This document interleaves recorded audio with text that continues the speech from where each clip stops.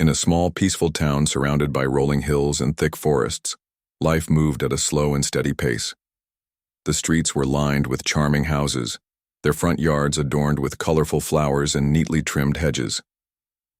It was the kind of place where neighbors knew each other by name, kids played freely in the parks, and crime was almost unheard of. This idyllic setting was home to Officer Mark Reynolds, a man who had dedicated over 10 years of his life to keeping the town safe. Mark wasn't just any officer. He was someone the townsfolk respected deeply. He always greeted people warmly when he passed them on the street, offered help whenever someone needed it, and went above and beyond to ensure the community felt secure. His uniform was more than just a job. It was a badge of honor that symbolized trust, responsibility, and duty. But despite his years of experience, even the best officers can make mistakes. And little did Mark know, one ordinary morning would lead him down a path he never expected. It all started on a crisp autumn day. The air carried a slight chill, and golden leaves danced in the breeze as they fell from the trees. Mark had just finished his routine patrol around the neighborhood when his radio crackled to life. Dispatch informed him about a report coming in from the edge of town. A resident claimed there was a large dog roaming freely near private property, acting aggressively. Concerned voices hinted that the animal might pose a threat to others nearby. Without wasting a moment, Mark headed toward the location. As he drove through the winding roads leading out of town, his mind raced with questions. Was this really a dangerous situation? Could the dog be injured or scared? Or was it simply misunderstood like so many animals before it? These thoughts swirled in his head, but Mark reminded himself of his training. Stay calm. Assess the situation, carefully. Act only when necessary. When he arrived at the scene, the first thing Mark noticed was how quiet everything seemed. There were no frantic residents running around or loud barking echoing through the area. Instead, he spotted a tall oak tree standing near the edge of a driveway. Tied to the base of the tree was a massive German shepherd. Its sleek coat shimmered under the morning sunlight, and its intelligent eyes scanned the surroundings cautiously. At Dave. First glance, the dog appeared calm, though alert. What caught Mark's attention immediately was the leash firmly secured around its neck, connecting it to the tree. Clearly, the dog hadn't wandered off on its own. It was being held in place. Yet something didn't sit right with Mark. Maybe it was the way the dog stood rigidly, ears perked up, muscles tense. Or maybe it was the low growl rumbling deep in its throat. Whatever it was, Mark felt uneasy.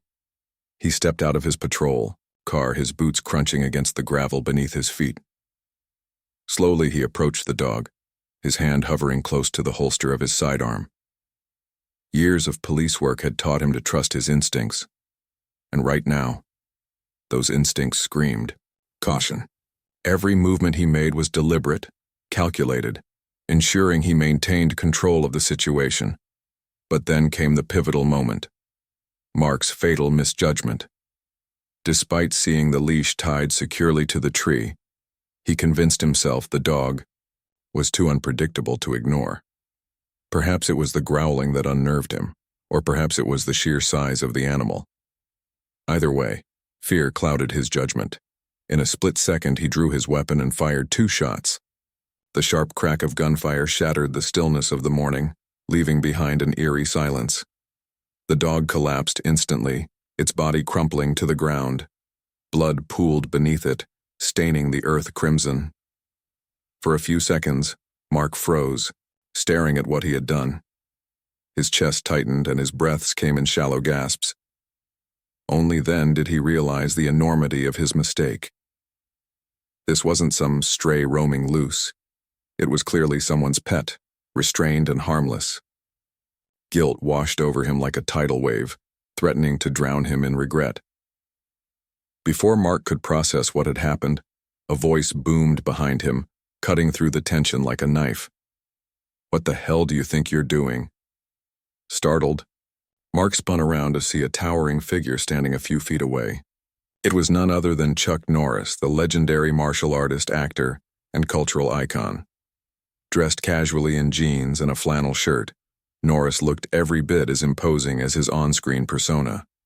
His piercing gaze locked onto Mark, Filled with disbelief and anger, Chuck Norris had been visiting the quiet town to escape the chaos of Hollywood. He often retreated here to spend time with nature and reflect on life away from the spotlight. The German shepherd lying motionless on the ground was his beloved companion, Max, a loyal friend who had been by Norris's side for years. Together, they had explored countless trails, shared adventures, and formed a bond stronger than words could describe. Seeing Max gunned down in cold blood left Norris devastated. As Norris strode forward, Mark instinctively took a step back. The weight of Norris's presence alone was enough to make anyone feel small. When Norris knelt beside Max, his expression softened momentarily, overcome by grief. Tears welled up in his eyes as he gently stroked the dog's fur.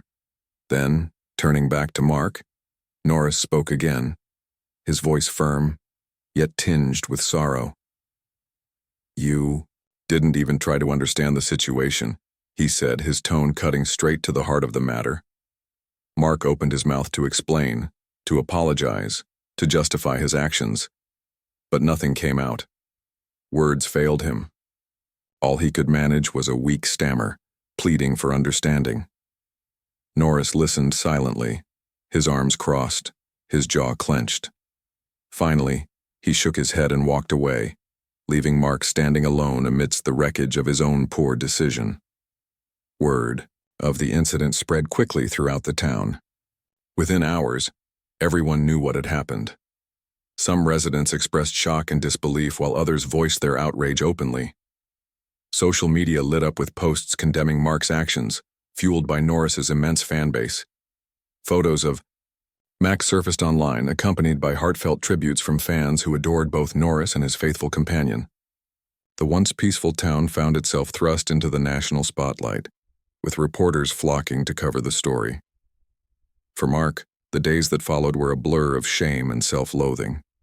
Sleep became impossible, haunted as he was by visions of Max collapsing to the ground. Every knock on his door sent his heart racing, fearing it might be Norris, or worse, an angry mob demanding justice. Yet amidst the turmoil, a glimmer of hope remained. Deep down, Mark knew he had to face the consequences of his actions. More importantly, he realized he needed to find a way to make things right, if such a thing were even possible. The sharp echo of gunfire still lingered in the air as Officer Mark Reynolds stood frozen, staring at the lifeless body of the German shepherd sprawled on the ground. His heart pounded against his chest like a drum, each beat reverberating through his entire body. The once peaceful morning now felt suffocating, heavy with the weight of what he had just done. For a moment, time seemed to stop. The golden leaves that had been swirling gently around him earlier were now scattered and still, as if the world itself was holding its breath. Before Mark could fully process what had happened, a voice thundered behind him, cutting through the thick silence like a blade. "What the hell do you think you're doing?" The words hit him like a punch to the gut. He turned slowly, his legs feeling like lead, and came face to face with none other than Chuck Norris. Chuck Norris wasn't just any man, he was a legend. From his iconic roles in action movies to his larger-than-life persona, Norris had become a symbol of strength, discipline, and justice. But standing there in that quiet clearing, he didn't look like the movie star everyone knew. Instead, he looked like a father who had just lost his child. His eyes burned with a mix of anger and sorrow, his jaw clenched tight and his broad shoulders tensed as though he were ready to explode. Mark's mouth went dry. He tried to speak but found no words coming out. All he could manage was a shaky step backward, his boots crunching against the gravel beneath him. Norris didn't wait for an explanation. Without hesitation, he strode past Mark and knelt beside the fallen dog. It was then that Mark noticed the leash again, the same leash he had seen tied securely to the tree just moments ago. A wave of nausea washed over him as the reality of his mistake sank in deeper. This wasn't some stray animal causing trouble. This was someone's beloved pet. And not just anyone's pet. This was Max, Chuck Norris's loyal companion. Max had been more than just a dog to Norris. For years, the two had shared an unbreakable bond. Whether it was hiking along rugged trails, sitting quietly by the fire, or simply enjoying the simplicity of each other's company, Max had been a constant presence in Norris's life. To lose him so suddenly, and in such a violent manner, was unimaginable. As Norris knelt beside Max, his hands trembled slightly as he reached out to touch the dog's fur. Tears welled up in his eyes, but they didn't fall.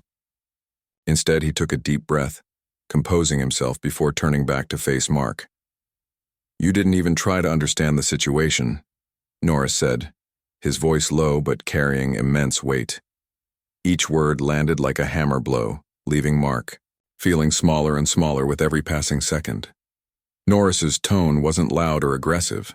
It didn't need to be. There was a calm authority in his voice, the kind that demanded respect without raising it. It was clear that Norris wasn't looking for excuses or explanations. He wanted accountability. Desperate to defend himself, Mark stammered out the first thing that came to mind.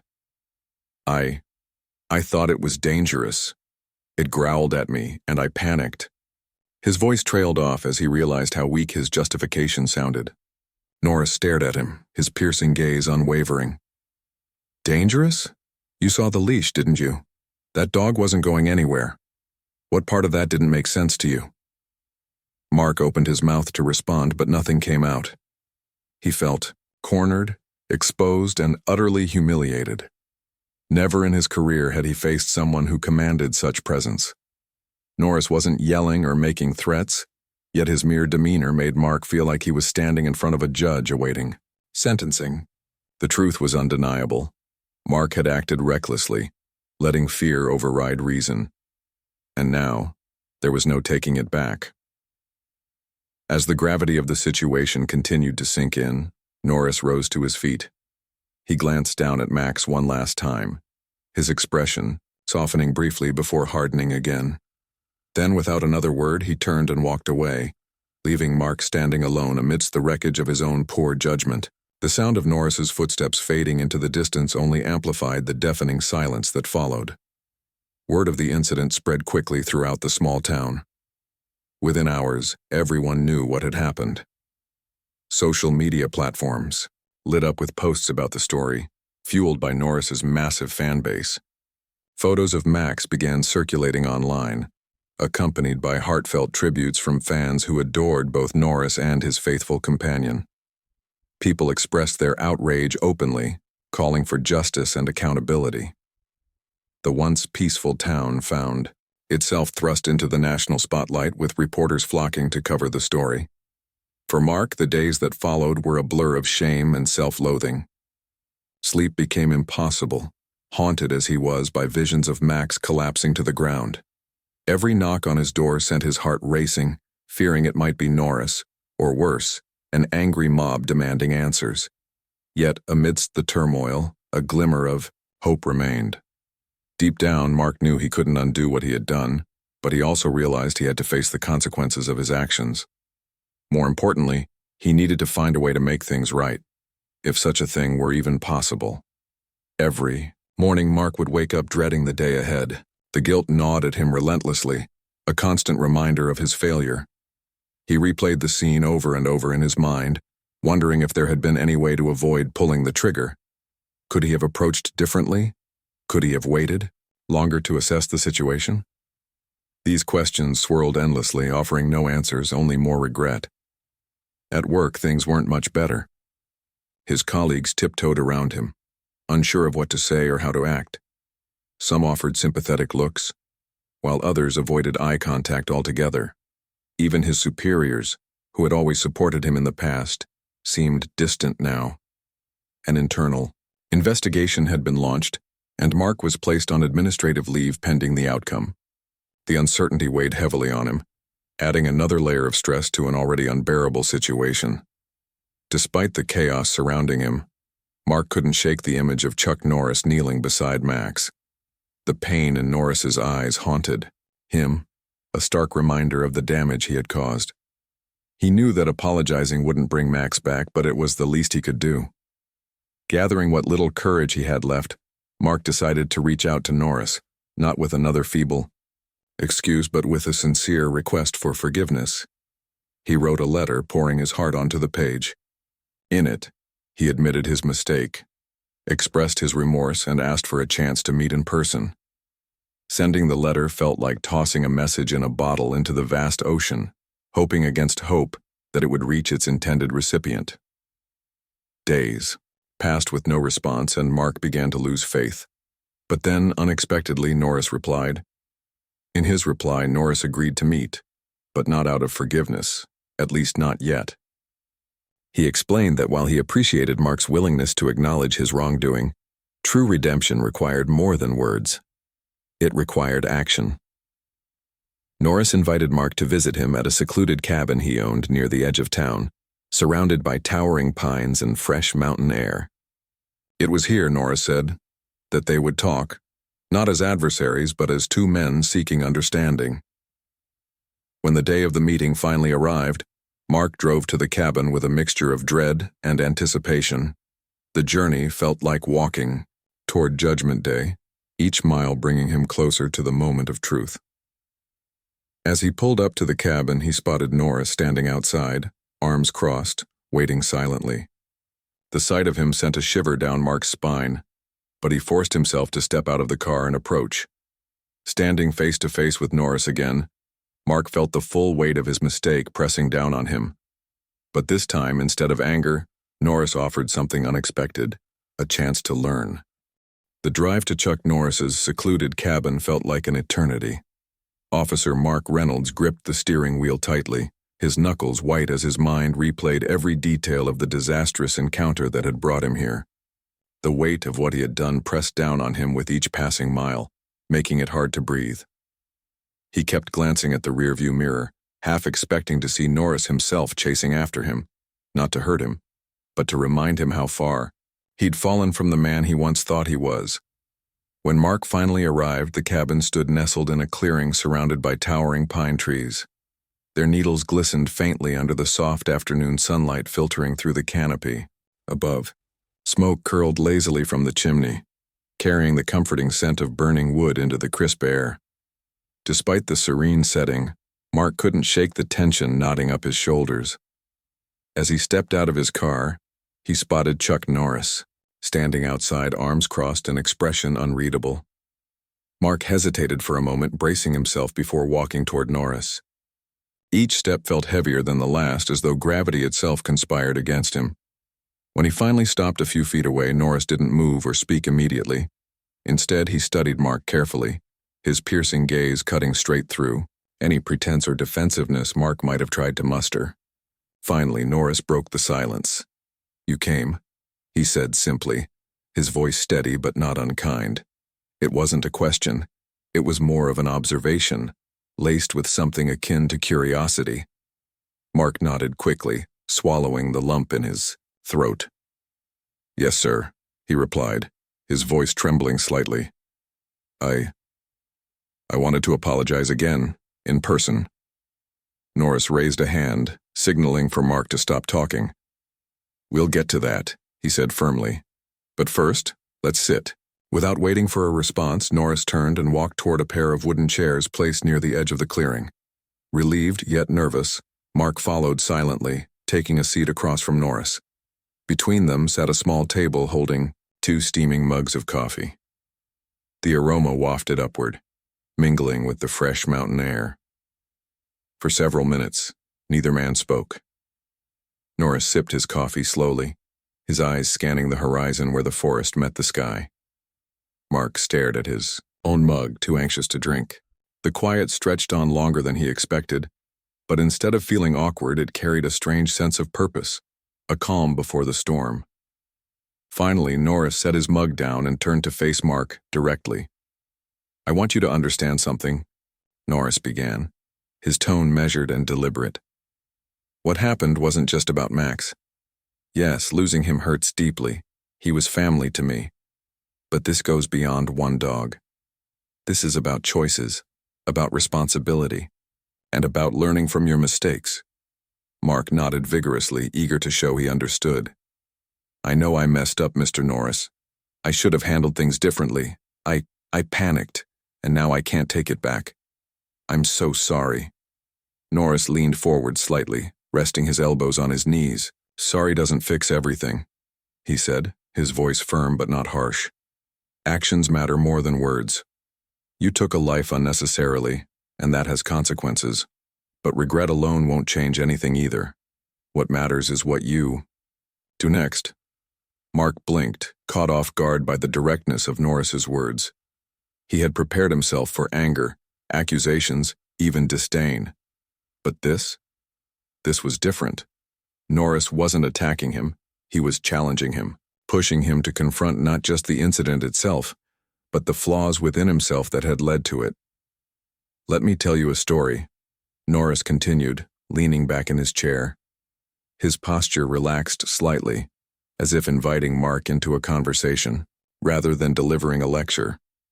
"Years ago, when I was training for martial arts competitions, I made a mistake during practice. A bad one.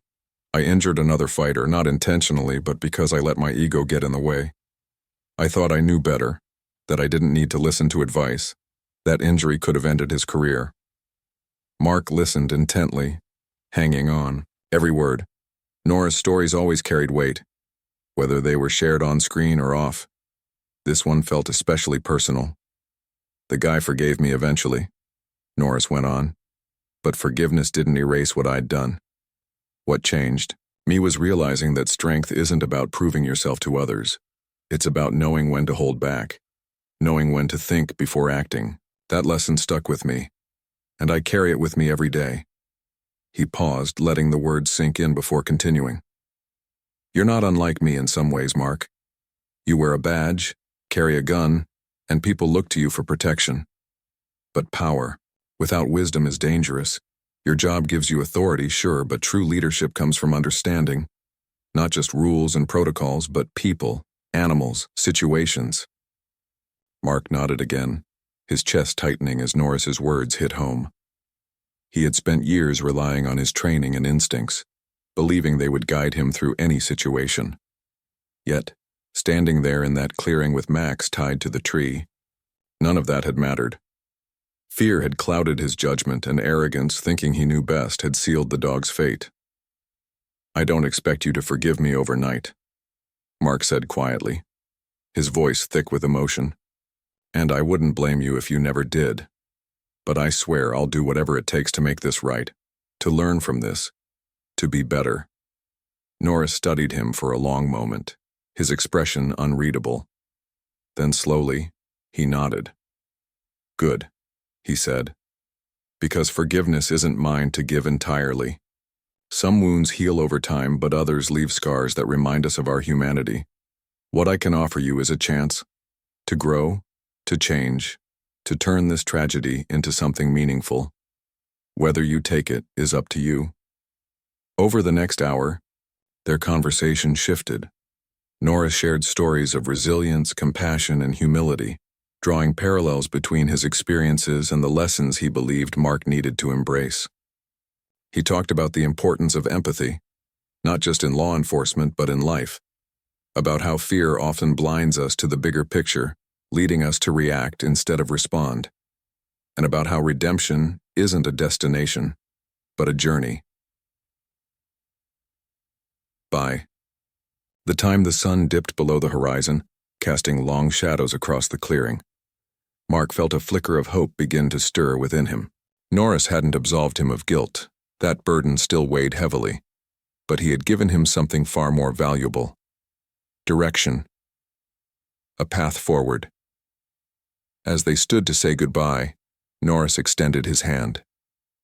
Mark hesitated for a fraction of a second before reaching out to shake it. The grip was firm, grounding, almost like a silent promise. "Remember," Norris said, his voice softer now, "strength isn't about control. It's about balance, about knowing when to act and when to pause." Mark nodded, clutching those words close as he climbed back into his car. Driving away, from the cabin he glanced in the rearview mirror one last time. Norris stood watching him leave, silhouetted against the fading light. For the first time in weeks, Mark felt a glimmer of clarity. Redemption wouldn't come easily, but maybe, just maybe, it was possible. The days following Mark's meeting with Chuck Norris were unlike anything he had experienced before. For the first time since the tragic incident, he felt a strange sense of clarity, a fragile but undeniable spark of hope that maybe, just maybe, he could find a way to move forward. The weight of his guilt hadn't disappeared, and it likely never would. But Norris's words echoed in his mind constantly, guiding him like a compass pointing toward redemption. Mark began by making small changes in his life, changes that might seem insignificant to others but meant everything to him. He started volunteering at a local animal shelter on weekends, something he had never considered doing before. At first, the idea terrified him. How could he face animals again after what he had done? What if people recognized him and judged him harshly? But deep down, he knew this was where he needed to start. This was his chance to confront his fears head-on and prove, to himself at least, that he wasn't the man who had pulled the trigger without thinking. The shelter was run by a kind-hearted woman named Linda, who greeted Mark warmly when he arrived for his first shift. She didn't ask questions or pry into his past. Instead, she handed him a broom and told him to sweep the kennels. It was humble work, but Mark threw himself into it wholeheartedly. As he cleaned, he listened to the sounds around him, the soft padding of paws against concrete floors, the occasional bark or whine, and the gentle hum of conversation between volunteers. Slowly, the tension in his chest began to ease. Over time, Linda allowed Mark to take on more responsibilities. He helped feed the dogs, played fetch with energetic puppies, and even assisted during adoption events. Each interaction reminded him of Max, the dog whose life he had ended so recklessly, and filled him with both sorrow and determination. These animals weren't threats. They were living beings deserving of care and respect. And while nothing could bring Max back, Mark vowed to honor his memory by ensuring no other animal suffered unnecessarily. But Mark didn't stop there. Inspired by Norris's advice, he reached out to professional dog trainers and behavior specialists, asking if they would be willing to educate law enforcement officers about interacting safely with animals. Many were hesitant at first, given the circumstances surrounding Mark's request. However, once they heard his story and saw the genuine remorse in his eyes, they agreed to help. Together, they developed a training program designed to teach officers how to assess situations involving animals calmly and responsibly. The program focused on de-escalation techniques, reading body language, and understanding the difference between perceived threats and actual danger. Mark became one of its most vocal advocates, sharing his own experience as a cautionary tale. Standing in front of groups of fellow officers, he recounted the morning he had encountered Max, leaving out no detail. His voice trembled as he described the moment he drew his weapon and fired, not out of pride, but out of raw vulnerability. "Let fear dictate my actions," he admitted during one session. "I convinced myself I was protecting someone, but all I did was cause harm. That dog wasn't a threat, it was leashed. And because I failed to see that, an innocent life was lost." His honesty struck a chord with many attendees. Some nodded, solemnly, while others shifted uncomfortably in their seats. A few even approached him afterward to thank him for speaking up, admitting they had faced similar situations and wondered if they had handled them correctly. Mark encouraged them to keep learning, to prioritize understanding over reaction. Slowly but surely, his efforts began to make an impact. Word of Mark's transformation spread beyond the police department. Local news outlets picked up the story, highlighting his work with the animal shelter and his advocacy for better training within law enforcement. While some residents remained skeptical, others expressed cautious optimism. They admired his willingness to acknowledge his mistakes and take steps to prevent them from happening again. Even Norris took notice, though he kept his distance publicly. One evening, as Mark returned home from another long day at the shelter, he found an envelope waiting for him on his doorstep. Inside was a handwritten note from Norris. It was brief, but impactful. "You're proving yourself, Mark. Keep going." Those 6 simple words brought tears to Mark's eyes. For weeks he had wondered whether Norris truly believed he could change, or if their meeting at the cabin had merely been a gesture of goodwill. Now he knew the answer. Norris wasn't absolving him completely. Forgiveness was a journey, not a destination. But those words affirmed that Mark was on the right path. Encouraged by Norris's message, Mark doubled down on his efforts. He expanded the training program to include neighboring towns, reaching out to departments that might benefit from it.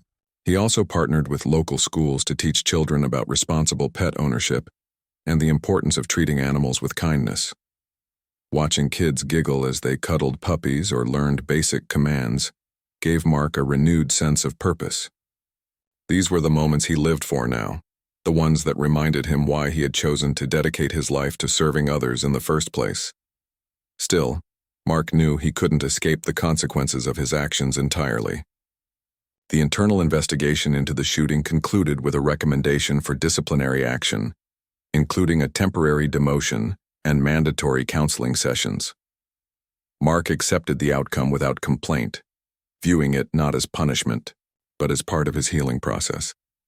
During his therapy sessions, he opened up about the guilt and shame that consumed him daily. His counselor helped him reframe these emotions, using them as motivation to continue growing rather than letting them define him. As months passed, Mark noticed subtle shifts in how people treated him. Neighbors who had once avoided eye contact now greeted him with tentative smiles. Colleagues who had distanced themselves began inviting him to lunch or coffee breaks. Even strangers occasionally approached him to express support for his advocacy work. While he knew he still had a long way to go, these small gestures reassured him that progress was possible. Yet despite the positive changes, Mark couldn't shake the feeling that his journey wasn't complete. He had made amends in practical ways, but true closure required something more, an opportunity to face Norris directly and seek final acknowledgement of his growth. One afternoon, he decided to write another letter, this time requesting permission to attend a charity event Norris was hosting in town. To his surprise, Norris replied promptly, extending an invitation. The night of the event arrived, and Mark dressed carefully, wanting to present himself respectfully. The venue buzzed with energy, filled with celebrities, activists, and fans eager to support Norris's cause. Mark stood near the back, observing quietly as Norris mingled with guests, shaking hands and posing for photos. When Norris finally spotted him, their eyes met briefly across the room. Without hesitation, Norris excused himself from the crowd and walked over. For a moment, neither man spoke. Then, Norris extended his hand. Mark hesitated only briefly before taking it, feeling the same firm grip from their earlier meeting. "You've come a long way," Norris said, his tone warm yet measured. "People are noticing." Mark swallowed hard, emotion welling up inside him. "Thank you, sir, for everything." Norris nodded, then added softly, "Remember, strength isn't about erasing your mistakes. It's about owning them and becoming better because of them." With that, Norris turned and rejoined the festivities, leaving Mark standing alone amidst the sea of faces. Though their conversation had been brief, its impact lingered long after the event ended. Mark realized then that Norris's forgiveness wasn't a gift easily given, but it was something earned through consistent effort and genuine change. As he drove home under a starlit sky, Mark felt a profound sense of peace wash over him. He knew he would carry the memory of Max with him forever, not as a burden, but as a reminder of the lessons he had learned. Redemption wasn't a finish line, it was a continuous process. And for the first time in what felt like ages, Mark believed he was ready to embrace it fully. The charity event hosted by Chuck Norris was unlike anything Mark Reynolds had ever attended. The venue, a sprawling outdoor space decorated with twinkling string lights and rustic wooden tables, buzzed with energy. Celebrities, activists, and fans mingled freely, their laughter and chatter filling the cool evening air. A live band played soft melodies in the background, adding to the festive atmosphere. Yet for Mark, the night wasn't about glamour or entertainment, it was about closure. As he stood near the edge of the crowd nursing a cup of coffee he barely touched, Mark couldn't help but feel out of place. He wasn't dressed in his usual uniform. Instead, he wore a simple button-down shirt and jeans, trying to blend in as much as possible. Still, he couldn't shake the feeling that everyone knew who he was, the officer who had killed an innocent dog, Max, in cold blood. Every glance in his direction felt like judgment, even though most people probably didn't recognize him at all. But then there was Norris. When their eyes met across the room earlier, something shifted inside Mark. Norris's words, "You've come a long way," had been more than just acknowledgement. They were validation. For months, Mark had doubted whether his efforts truly mattered, whether anyone noticed or cared. But seeing Norris extend his hand, offering not just forgiveness but encouragement, gave Mark a renewed sense of purpose. It wasn't absolution, not entirely, but it was proof that he was on the right path. Later that night, Norris took the stage to address the crowd. Dressed casually in a dark blazer and slacks, he exuded the same quiet confidence that made him a legend both on screen and off. As he stepped up to the microphone, the room fell silent, every eye fixed on him. Norris began by thanking the attendees for supporting the cause, a foundation dedicated to promoting animal welfare and responsible pet ownership. Then, unexpectedly, he turned the conversation toward resilience and second chances. "We all make mistakes," Norris said, his voice steady and clear, carrying effortlessly through the open-air venue. "Some are small, easily forgotten. Others leave scars that shape us forever." His gaze swept over the audience, pausing briefly on Mark before continuing. "What defines us isn't the mistake itself, it's how we choose to respond. Do we let guilt consume us, or do we rise above it using our experiences to create something meaningful?" Mark listened intently, his heart pounding in his chest. Norris wasn't speaking directly to him, but the message was unmistakable. It was a public acknowledgement of Mark's journey, subtle yet powerful. Norris went on to share stories from his own life, moments of failure, growth, and redemption. He spoke about the importance of humility, the value of learning from others, and the strength found in vulnerability. Each word resonated deeply with Mark, reinforcing everything he had been working toward. When Norris concluded his speech, the crowd erupted into applause. Mark clapped along with them, though his mind raced with thoughts. He realized that Norris wasn't just forgiving him, he was challenging him. Redemption wasn't a one-time act, it was a lifelong commitment. And while Norris had given him a chance to prove himself, the real work lay ahead.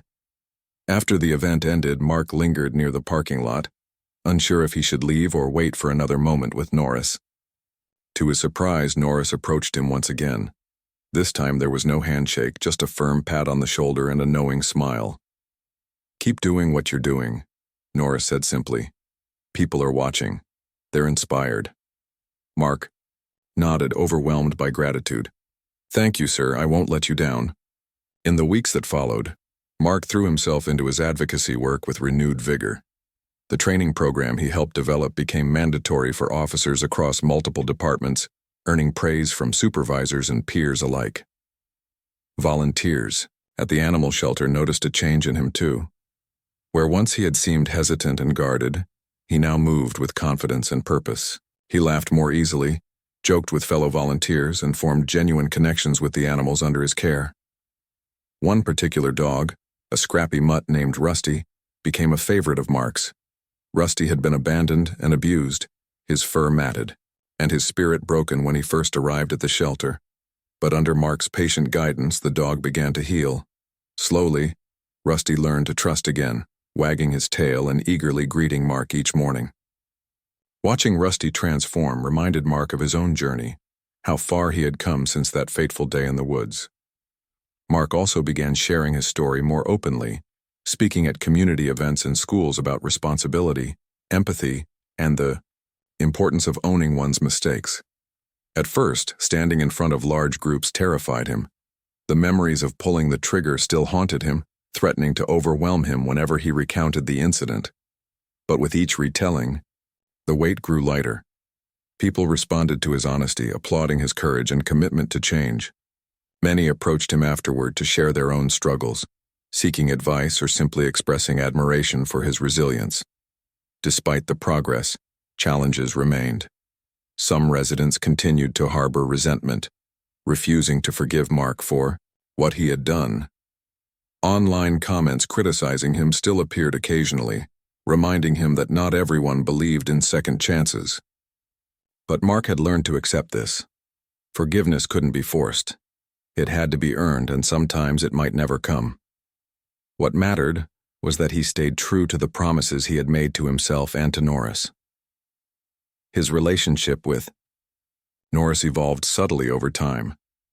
While they didn't meet regularly, Norris kept tabs on Mark's progress, sending occasional notes of encouragement or inviting him to other charitable events. Their interactions were brief but meaningful, built on mutual respect rather than friendship. Mark understood that Norris would always carry the pain of losing Max, and he accepted that fully. True forgiveness wasn't about forgetting, it was about moving forward together, however imperfectly. By the end of the year, Mark's efforts had garnered widespread recognition. Local newspapers featured articles about his transformation, highlighting his advocacy work and the impact it had on the community. Even national outlets picked up the story, portraying Mark not as a villain but as someone who had faced his darkest moment and emerged stronger because of it. The narrative shifted, from tragedy to triumph, from guilt to grace. Yet, despite the accolades, Mark remained grounded. He knew better than anyone that redemption wasn't a destination.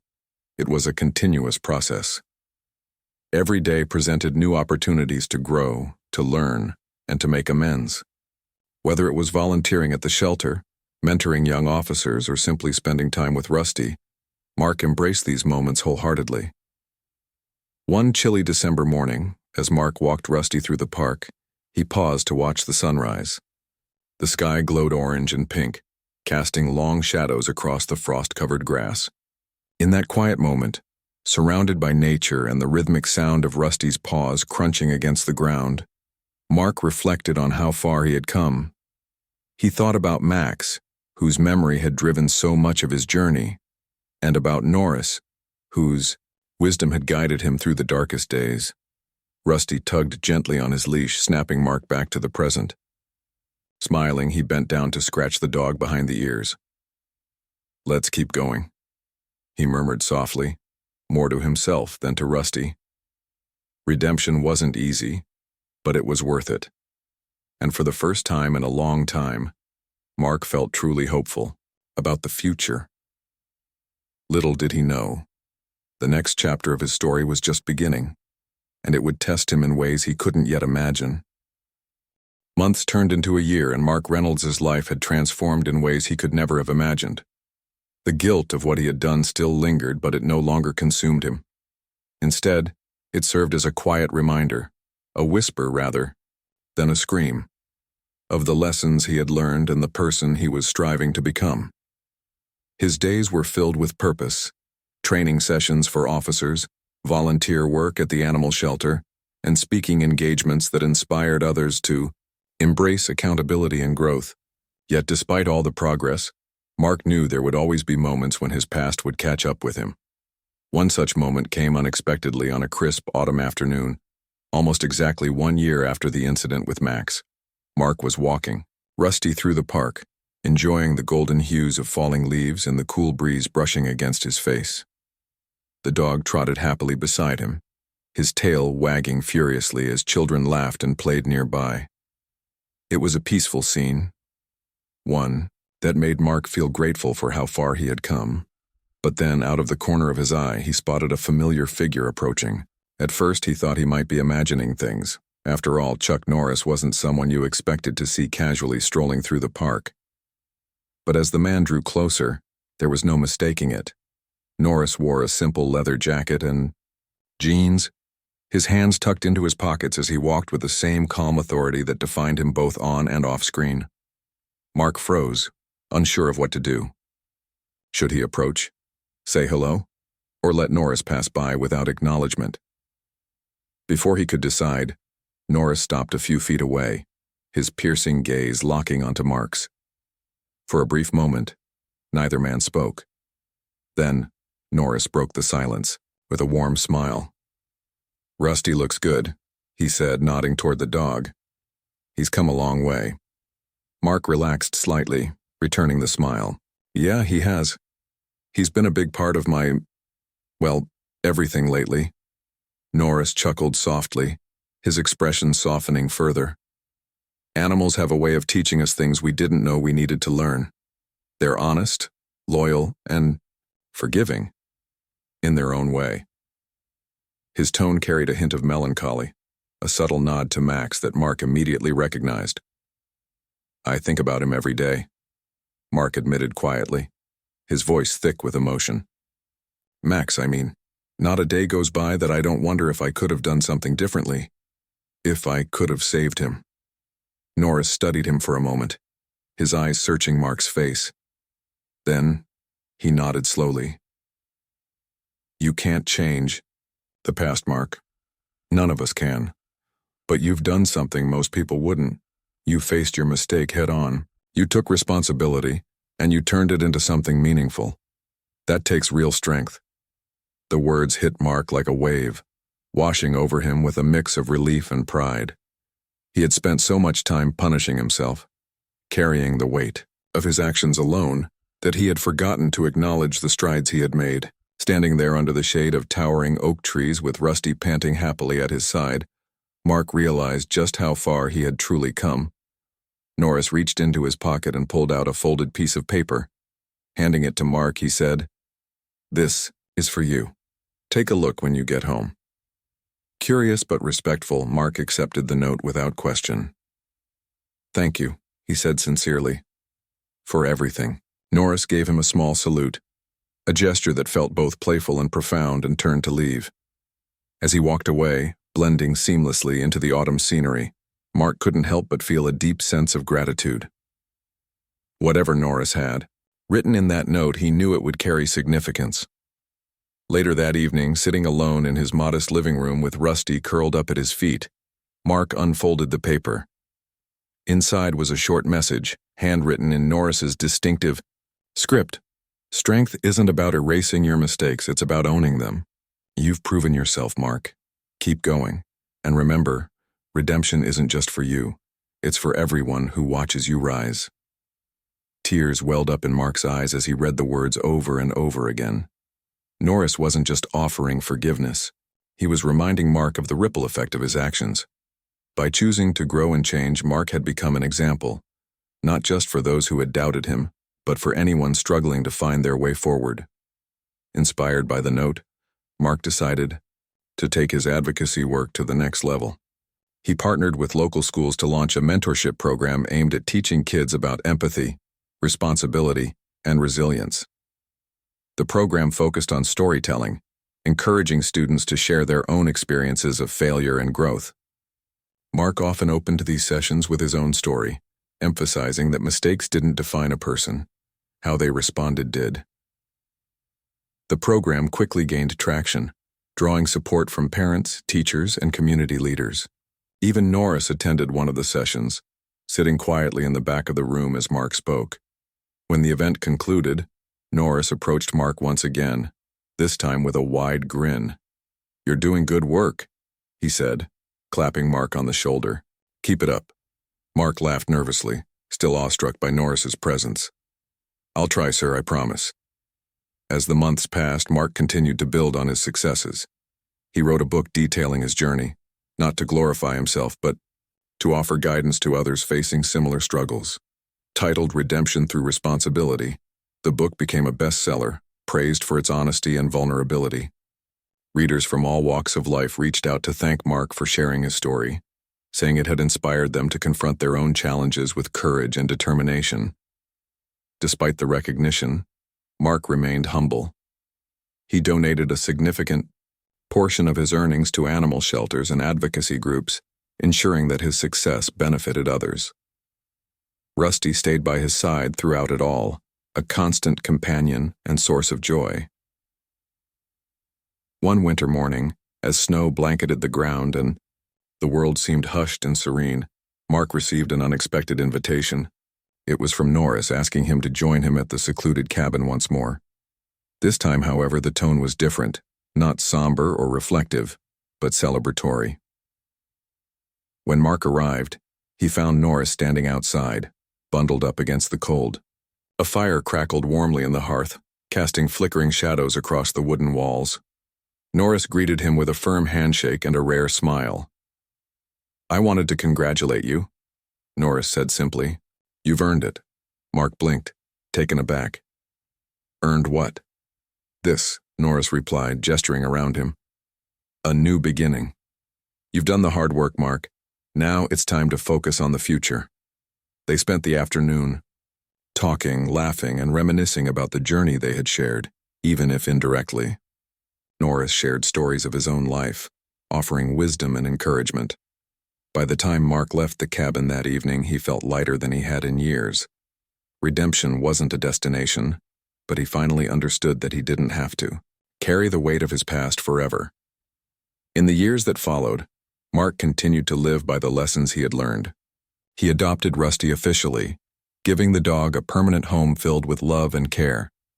Together they explored trails, visited schools, and attended community events, spreading messages of hope and resilience wherever they went. Though Max was gone, his memory lived on, not just in Norris's heart but in the countless lives Mark touched through his advocacy work. Every child who learned kindness, every officer trained to handle situations responsibly, and every animal given a second chance was a testament to the legacy of that beloved German shepherd. And as Mark stood one evening, watching the sunset paint the sky in fiery hues, he whispered a silent thank you to Max, to Norris, and to himself. Redemption wasn't easy, but it was worth it. And for the first time in a long time, Mark truly believed he deserved it.